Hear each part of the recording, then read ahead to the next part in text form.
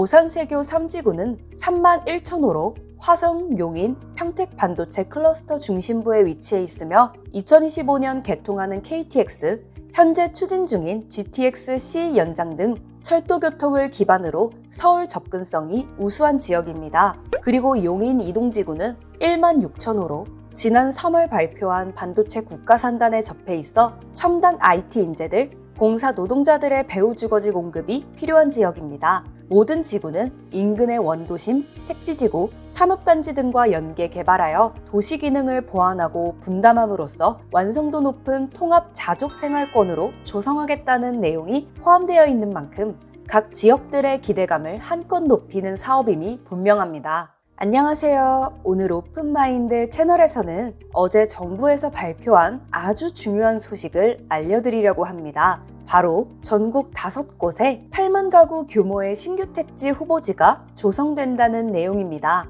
전체적으로 보자면 구리, 오산, 용인 등 수도권 3곳에 6만 5,500가구, 청주, 제주 등 비수도권 2곳에 1만 4,500가구가 공급될 예정입니다. 국토부의 브리핑 내용을 요약하자면요. 정부는 위축된 주택 공급을 정상화하기 위해 지난 9월 주택 공급 활성화 방안을 발표하면서 11월 중 신규 택지를 공개하기로 했고 어제 그 후속 내용이 나왔습니다.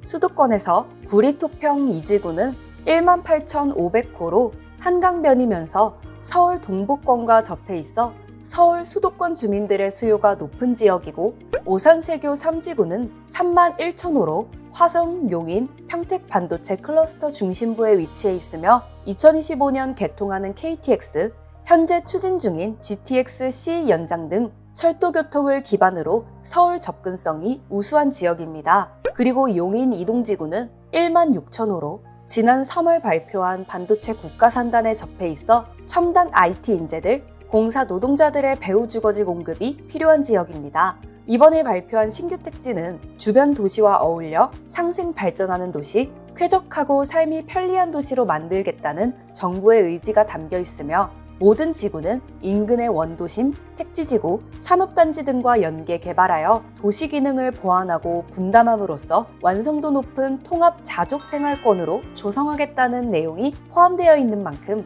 각 지역들의 기대감을 한껏 높이는 사업임이 분명합니다.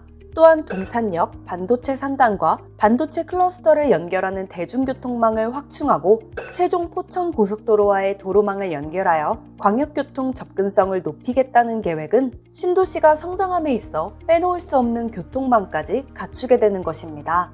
이번에 발표한 신규 택지는 2025년 상반기까지 지구 지정을 완료하고 2026년 하반기에 지구계획 승인을 거쳐 2027년 상반기에 최초 사전 청약 및 주택 인허가를 추진하겠다는 계획을 가지고 있고 통상적으로 사전 청약 후 1, 2년 뒤에 본 청약, 즉 착공이 이루어지고 공사에 3, 4년이 걸리기 때문에 빠르면 2030년대 초반에 입주가 가능할 전망입니다. 이 중에서도 용인 이동지구를 좀 더 자세히 살펴보도록 하겠습니다.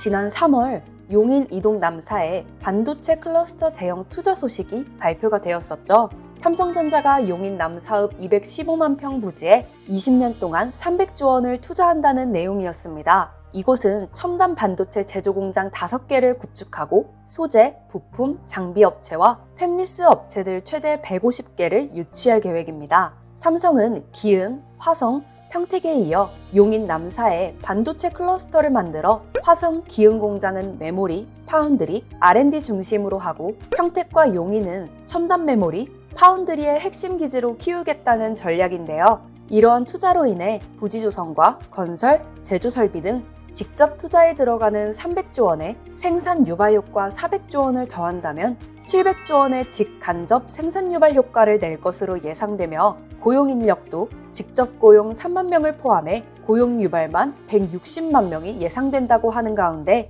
정부가 직접 이곳에 자족 신도시를 만들겠다는 계획을 발표했으니 향후 용인 남사읍은 상상할 수도 없는 엄청난 도시로 성장하는 지역이 될 것으로 예상이 됩니다. 현재 남사읍과 이동읍은 토지거래허가 지역으로 지정이 되어 있어 거래가 쉽지 않기 때문에 지금은 투자를 하기에 시기적으로 좋지 않다고 할 수 있습니다. 용인 원삼도 SK하이닉스로 인해 땅값이 한순간 급등했었지만 토지거래 허가 지역으로 지정이 되면서 거래가 꽁꽁 묶였던 모습을 볼 수가 있습니다.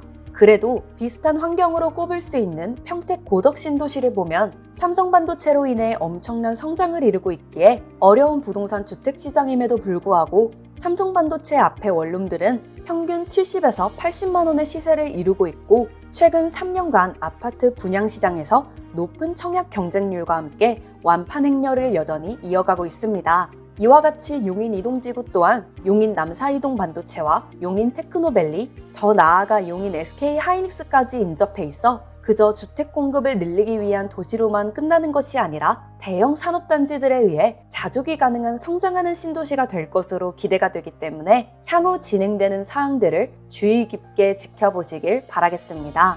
오늘은 국토부에서 발표한 신규 택지 지역에 대한 소식을 전해드렸는데요. 앞으로도 산업단지와 신도시의 소식들과 더불어 주변이 변화되는 과정들을 오픈마인드 채널에서 심도 있고 정확한 내용으로 전달해드리도록 하겠습니다. 오늘은 여기까지입니다. 감사합니다.